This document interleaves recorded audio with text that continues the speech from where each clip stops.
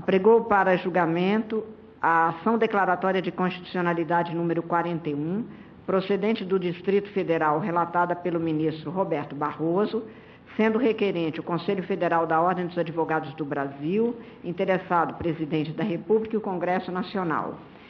A MIF Curia, ministro Roberto Barroso, inicialmente eu confiro a palavra a Vossa Excelência para o relatório, pois haverá sustentações orais. Tem a palavra Vossa Excelência. Obrigado, presidente. Trata-se aqui de uma ação declaratória de constitucionalidade com pedido de medida cautelar ajuizada pelo Conselho Federal da Ordem dos Advogados do Brasil, tendo por objeto a Lei 12.990 de 2014, que reserva às pessoas negras 20% das vagas oferecidas nos concursos públicos para provimento de cargos efetivos e empregos públicos, no âmbito da administração pública federal, direta e indireta.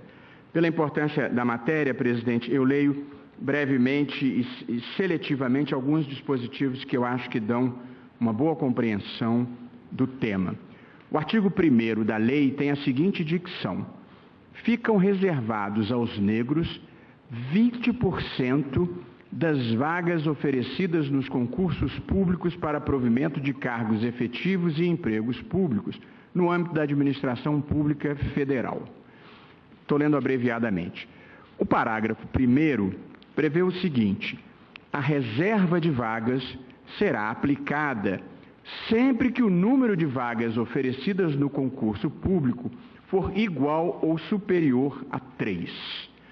O parágrafo 3º do mesmo artigo 1º diz o seguinte: a reserva de vagas a candidatos negros constará expressamente dos editais dos concursos públicos, que deverão especificar o total de vagas correspondentes à reserva para cada cargo ou emprego público oferecido.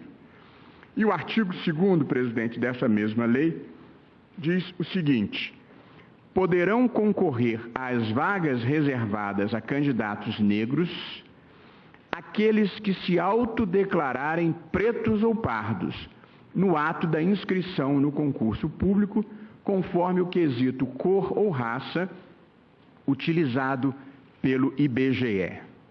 Parágrafo único do artigo 2º. Na hipótese de constatação de declaração falsa, o candidato será eliminado do concurso e, se houver sido nomeado, ficará sujeito à anulação de sua admissão ao serviço ou emprego público após procedimento administrativo em que lhe sejam assegurados o contraditório e a ampla defesa, sem prejuízo de outras sanções cabíveis.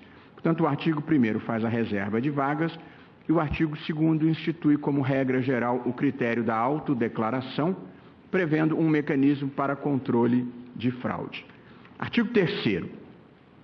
Os candidatos negros concorrerão concomitantemente às vagas reservadas e às vagas destinadas à ampla concorrência, de acordo com a sua classificação no concurso. E, por fim, o último artigo que me pareceu bem destacar, o artigo 4º, tem a seguinte dicção: a nomeação dos candidatos aprovados respeitará os critérios de alternância e proporcionalidade que considerem a relação entre o número de vagas total e o número de vagas reservadas a candidatos com deficiência e a candidatos negros. Portanto, nós, em última análise, estamos tratando de 3 coisas: da reserva de vagas, de como você controla quem se declara negro e como deve figurar a ordem de aprovação e, consequentemente, de antiguidade nos concursos. A ação foi proposta pela OAB pelo fundamento de que há decisões contraditórias, sobretudo em primeiro grau de jurisdição, e há também diversas controvérsias relativamente ao critério de autodeclaração ou de controle heterônomo. Portanto, diante de decisões conflitantes, em alguns casos de órgãos que não cumprem a determinação legal, a Ordem dos Advogados do Brasil ajuizou a presente ação.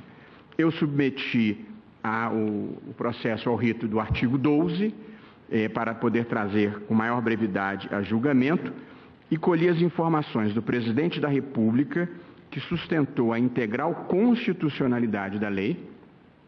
A Câmara dos Deputados não apresentou manifestação e o Senado se manifestou defendendo a constitucionalidade formal e material da lei. A Advocacia Geral da União também se manifestou pela procedência do pedido formulado pelo requerente e, da mesma forma, a Procuradoria-Geral da República defendeu a constitucionalidade da lei.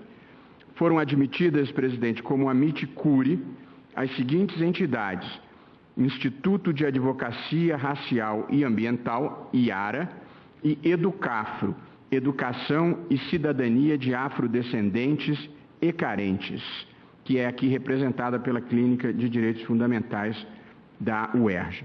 Eu indeferi o pedido formulado pela Defensoria Pública da União, indeferi com pesar, porque feita posteriormente a indicação para a pauta e a efetiva inclusão em pauta pela presidência, seguindo o critério que temos adotado, que só temos excepcionado, ou eu pelo menos, e acho que outros colegas também, em situações excepcionais, quando é preciso admitir algum amicus curiae para dar um certo equilíbrio às duas posições. Aqui não era o caso, porque a Defensoria Pública da União entraria do mesmo lado, no qual já existem dois amici curiae deferidos. Portanto, não abri exceção e apliquei a nossa regra quanto ao prazo, embora lamentando, porque as intervenções da Defensoria Pública da União geralmente são de alta qualidade. Portanto, presidente, esse é o relatório. Falará pelo Instituto de Advocacia Racial e Ambiental, IARA, na condição de amicus curiae, o ilustre advogado, doutor Humberto Adani Santos Júnior, a quem concedo a palavra por 15 minutos.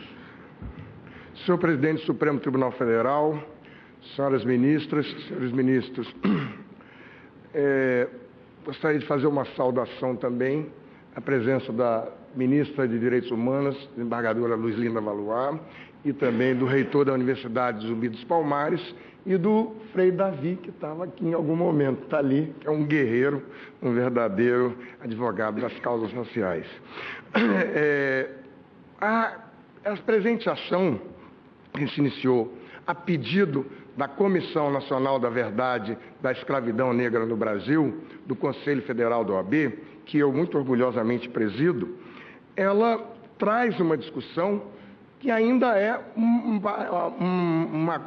parece uma continuação da DPF 186, que foi relatada pelo ministro Lewandowski e que teve uma audiência pública que foi absolutamente, espancou por todos os lados a questão, e não vejo aqui, ministro Fux, ministro Lewandowski, aqueles que diziam que as cotas não iriam dar certo no Brasil.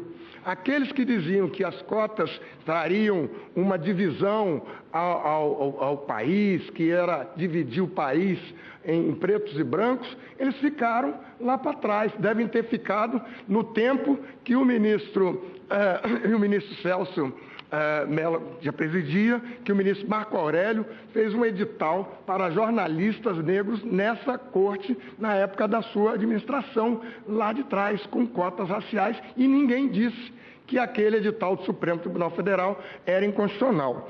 Mas aí, muito bem, acabada a DPF 186, nós imaginamos que estava tudo resolvido. Vamos para casa e está tudo resolvido, e muito bem. Aí, quando começaram a acontecer casos que foram mencionados pelo relator Luiz Roberto Barroso, que, na verdade, aquela verdadeira angústia de uma parte da sociedade brasileira que não quer a ação afirmativa para pretos e pardos na sociedade brasileira, começou a se revelar assim, veladamente. começaram a acontecer decisões onde a cota era negada. Cota no emprego público era julgada em casos que não vão chegar a essa corte. Então, casos de leis, inclusive, que também são de origem estadual e origem municipal, e que não chegam. Então, isso tem acontecido muitas e muitas vezes. E os cotistas, eles não têm culpa nenhuma, eles sequer elaboram a lei, eles não fazem os editais do concurso, se colocam na disputa pública do concurso público, e nós vemos casos e casos que são trágicos. Eu cito só a nível de exemplo, rapidamente, um caso de Caxias do Sul, onde os cotistas de Caxias do Sul foram obrigados pelo Ministério Público do Rio Grande do Sul, num termo de ajustamento de conduta que obrigou a Prefeitura a exonerar todos os 19 cotistas num edital que tinham 230 não cotistas. E foram, depois de estarem trabalhando, numa decisão do Tribunal do Rio Grande do Sul, foram exonerados. Cito ainda a decisão do Rio de Janeiro, dos cotistas do Rio de Janeiro, que 4 mil cotistas foram aprovados. Como o Tribunal do Rio de Janeiro julgou inconstitucional a lei de cotas lá por uma questão processual, de processamento, os cotistas, a administração ofereceu a seguinte solução: os não cotistas tomam posse e os cotistas ficam aguardando o julgamento do recurso extraordinário no Supremo Tribunal Federal, que evidentemente teria uma grande demora de tempo, inclusive aquelas vagas que estavam oferecidas, quando acabasse o julgamento, já estariam exauridas pelo decurso do concurso público. Esses casos, ainda a semana passada, um caso do Instituto Federal do Rio de Janeiro, onde eu sou advogado, há uma outra possibilidade que se soma às que já foram mencionadas, é que as vagas, os concursos estão sendo oferecidos, às vezes, com uma única vaga, para não serem deferida aquela contagem do 4 mais 1, onde a quinta vaga vem para o cotista, ou de 3 vagas, onde a partir do terceira vaga, ela vem para o cotista. Então, oferecendo um concurso de uma vaga só, não tem cotista nenhum, e aí vai-se desobedecendo ao comando dessa Corte Constitucional de inserir a política de ação afirmativa. E que, na verdade, ela não é uma discussão mais apenas de cotas, ou de eu sou a favor da cota, ou de eu sou contra a cota. A cota é uma legislação, então você tem que cumprir a cota, cumprir a ação afirmativa, que é um início da reparação da escravidão. A reparação da escravidão é que motiva a ação afirmativa que é deferida pelo Estado brasileiro. E daí porque, me somando ao que já foi falado aqui, não vejo por que não se extrapolar, como foi falado da Administração Pública Federal, que os concursos públicos estejam no Legislativo, no Judiciário e no Executivo, porque todos são integrantes da Administração Pública Federal, e se nós tivermos esse conceito de reparação, qual é a diferença de um técnico do Poder Executivo, do Poder Judiciário ou do Poder Legislativo para ser inserido nessa ausência de pretos, pardos, de afrodescendentes ou de negros, qualquer que seja a denominação que seja adequada. Queria dizer que o IARA, Instituto de Advocacia Racial e Ambiental, é a entidade que mais vezes esteve nessa tribuna para falar na defesa da população afrodescendente. E gostaria de oferecer a possibilidade de que as outras entidades do movimento negro brasileiro que não estão aqui presentes, se pudessem, muito humildemente, se sentir representadas nessa possibilidade que estamos tendo aqui. Fazemos ainda a importância de uma outra diferença, ministro Fux, ministro Lewandowski, das outras ações todas, onde a ação afirmativa foi trazida a essa corte. Lá, as ações eram iniciadas pelos aqueles que eram contrários a ação afirmativa, especificamente um partido político que era sempre contra tudo. Cota para negros na ação afirmativa, cota para quilombolas, a demarcação de terras quilombolas, a questão de religião de matriz africanas. Eles vinham aqui reclamar da ação afirmativa para a população afrodescendente, da inclusão de negros no Estado brasileiro. Hoje eles não estão aqui, ninguém vem falar que é contra, mas se inicia uma nova fase, onde o Conselho Federal do AB vem exigir que essa Corte Constitucional, como guardião da Constituição, tire aqueles deveres do Estado brasileiro do papel e os faça implementar na vida real brasileira. Então, há uma sensível diferença que foi construída aos poucos com a jurisprudência do Supremo Tribunal Federal, desde as primeiras ações diretas de inconstitucionalidade lá das cotas na UERJ, que sequer chegaram a ser julgadas porque foram extintas antes. Mas gostaria ainda de mencionar, ainda falando de reparação da escravidão, que agora nós temos em julho, provavelmente, a candidatura do Cais do Valongo a Patrimônio da Humanidade da Unesco. Essa candidatura do Cais do Valongo, ela é constituída do Quilombo Pedra do Sal, Quilombo Urbano do Rio de Janeiro, do Instituto do Pretos Novos, no Cemitério dos Pretos Novos, e do Cais do Valongo, onde foram descobertas, lá no Porto Maravilha do Rio de Janeiro, as pedras do porto onde mais africanos escravizados já passaram por todas as Américas. Ontem, eu estive como presidente da Comissão Nacional da Verdade da Escravidão Negra do Conselho Federal, do Cemitério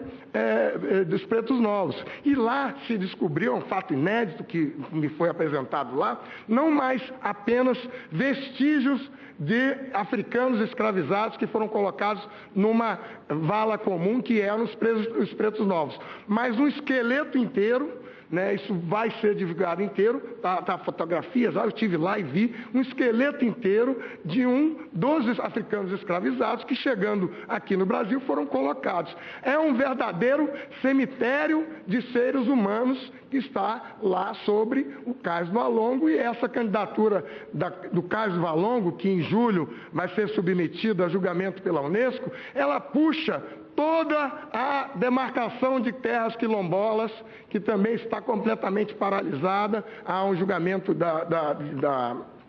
em curso aqui, já foi objeto de algumas sessões, na questão de religião de matriz africana, e ainda do genocídio da juventude negra, que foi por diversas vezes falado aqui. Eu gostaria de encerrar pedindo, obviamente, a procedência e ainda fazendo um alerta para que fosse facilitado a possibilidade de se reclamar do descumprimento dessas legislações estaduais e municipais, que também estão tentando fazer ação afirmativa e que se espelham, obviamente, na mensagem forte, solene e do comando do Supremo Tribunal Federal, mas que muitas vezes, pelas questões processuais, esses casos não conseguem chegar até aqui, até o Supremo Tribunal Federal. Eu não sei se por reclamações, por ADPF, que nem todas, também a questão da legitimidade, mas é preciso se abrir uma porta para que as legislações e os casos de descumprimento do comando do Supremo Tribunal Federal em relação à política de ação afirmativa cheguem nos 5.463 municípios brasileiros, que estão também tentando fazer ação afirmativa com leis municipais, leis estaduais, e que estão sofrendo a mesma velada, aquele desconforto, a tentativa de fugir e dizer que não há nada para se fazer e dizer que o racismo não existe no Brasil. Espero também, muito em breve, ver uma mulher negra sentada nesse colégio tribunal. Muito obrigado. Agradeço a Vossa Excelência.